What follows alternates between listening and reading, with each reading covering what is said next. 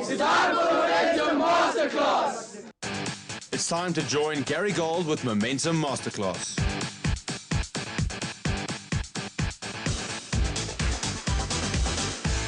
Welcome to Momentum Masterclass. I'm Masefo Mapunyani and I'm joined by assistant Springbok coach Gary Gold.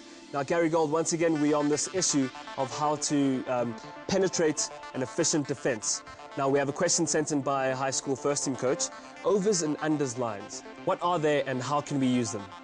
Well, we've put together quite a fun drill really where we can illustrate that for you. But you know what they really are there to do is, again, as we discussed in Momentum Masterclass before, they're there to try and unlock the defences, to try and run angles in an unders line toward the ball carrier and an overs line away from the ball carrier in a way that can efficiently ask questions of the defence, hopefully make them make an error in their system and ultimately open up some space that you can try and send some runners through. At the end of the drill, what we look to do is we look to combine overs and unders lines to efficiently break down the defences. Steve, we've had a lot of questions from coaches that have come in about decoy runners, about unders lines and about overs lines. Very simply, explain to us quickly the understanding between an unders line and an overs line. Very simply put, an unders line is where the support player starts running a line back towards the ball carrier, and an overs line is where the support player starts running a line away from the ball carrier. So what we're going to do now for illustration purposes is we're going to go do a basic unders drill and an overs drill just to get those running lines correct. And it forms a great platform for decoy running. And then we'll combine the two where we'll run unders and overs together, and one will be a decoy option. Okay, a couple of really important factors here, boys, that we need to do, you need to understand when we run these unders and overs lines.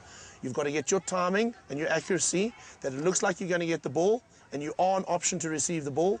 And when Steve combines the two, should you not get the ball, you might need to make sure that you don't run an obstruction. Happy with that? Okay, let's see how it goes. Okay, let's see a good unders line with both options being available. Let's do it! Line. Okay, let's see an example of a very good overs line. Off we go. Well done.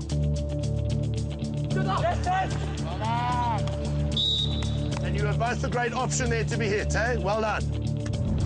Okay, let's see if we can run a combination of the overs and unders lines.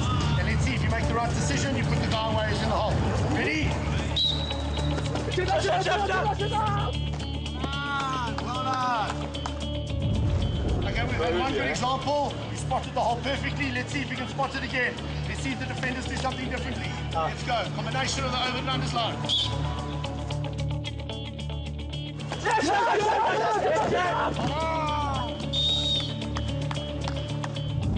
In summation, guys, the biggest lesson I can teach you about that drill: don't run a decoy run for the sake of running a decoy run.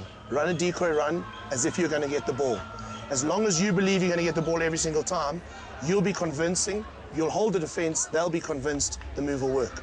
There's nothing worse than to watch a guy running a decoy line who doesn't know, he knows he's not going to get the ball, and he doesn't run it convincingly. He ends up becoming an obstruction. Happy?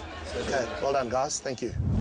Well, I'm sure that's made it easier for you to understand when and how to use your overs and unders lines.